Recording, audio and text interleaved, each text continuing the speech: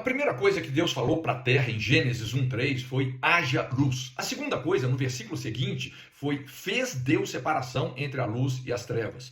Existe uma separação bíblica feita por Deus entre a luz e as trevas, a justiça e a injustiça, o pecado e a santidade, o santo e o profano. A dicotomia entre santo e profano é bíblica. Todavia, a dicotomia relacionada à vocação, onde o religioso é sagrado e o profissional é secular, isso veio do gnosticismo, ou seja, de um conhecimento divorciado da revelação bíblica. Deus não fez dois mundos isolados. Portanto, não existe um mundo da fé e outro da ciência, um mundo sagrado e outro secular, céu e terra, matéria e espírito. A verdadeira ciência sempre converge com a revelação bíblica. Não é a ciência que afirma a Bíblia, mas é sempre a Bíblia que afirma a ciência. Existe em Cristo uma convergência divina em todas essas questões. Vejamos historicamente como isso se consolidou. As primeiras universidades foram fundadas por homens e movimentos cristãos motivadas em cumprir o mandato cultural de Jesus de discipular pessoas e nações. Por exemplo, o lema da Universidade de Cambridge, na Inglaterra, fundada em 1209,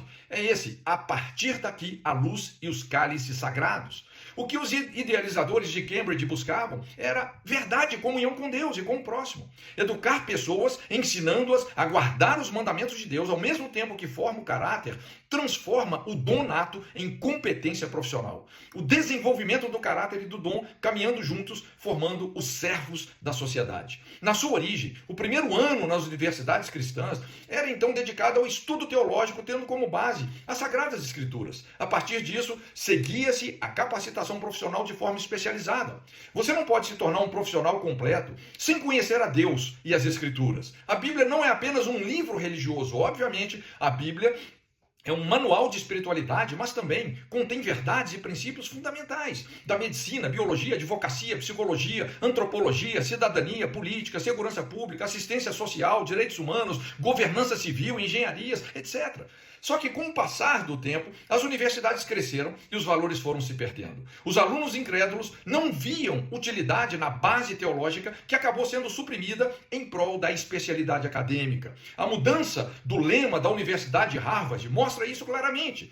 A história da Universidade de Harvard começa em 1630, quando os puritanos se estabeleceram em Boston e imediatamente fizeram planos para o estabelecimento de uma escola ou faculdade para treinar os ministros do Evangelho. A Universidade de Harvard teve início oficialmente em 1636 e adotou o texto de João 17,3 como seu objetivo principal. E a vida eterna é essa: que te conheçam a ti, o único Deus verdadeiro, e a Jesus Cristo, a quem enviaste. O lema original de Harvard foi verdade para Cristo e a igreja. No século XX, quando a Universidade de Harvard se tornou mais descristianizada, eles retiraram a parte final da frase e então esse slogan passou a ser somente verdade.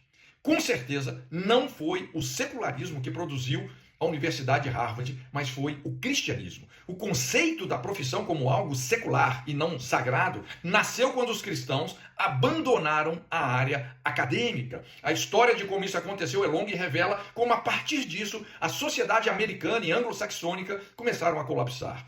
Como isso afetou o cumprimento da Grande Comissão? Veja bem, existe uma estatística que revela que, em média, apenas 3% dos membros de uma igreja participam ativamente do ministério da igreja, seja como pastores, diáconos, cantores, músicos, administradores, etc. Os 97% restantes têm uma profissão secular, entre aspas, mundana, ou seja, um trabalho que, espiritualmente falando, seria de categoria inferior. Mas não é isso que a Bíblia ensina. Pelo contrário, todo dom, principalmente quando aprimorado e exercido em benefício do próximo e como meio de sustento pessoal, é sagrado. Esse foi um dos grandes triunfos da Reforma Protestante: resgatar o conceito do sacerdócio universal, discernindo o seu caráter profissional. Quando a igreja ganha essa consciência, o cumprimento da Grande Comissão é dinamizado. Cada membro começa a enxergar o seu dom, a sua profissão, mesmo que em exercício fora da igreja, como um ato de adoração a Deus e cumprimento da lei do amor. Enquanto 3% são sacerdotes dentro da igreja, eu diria 97% passam a ser sacerdotes fora da igreja. Cada área da sociedade demanda um sacerdócio cristão. Imagine enfermeiros e médicos pastoreando hospitais, pessoas da área jurídica ministrando justiça e retidão, trazendo conciliação social, jornalistas como verdadeiros profetas dos fatos, empresários apostolicamente multiplicando negócios e oportunidades de forma honesta, professores como mestres do conhecimento e da verdade, despertando propósito e dando destino à próxima geração. Dessa forma, essa sociedade rapidamente se encheria do conhecimento da glória de Deus. Deus te abençoe.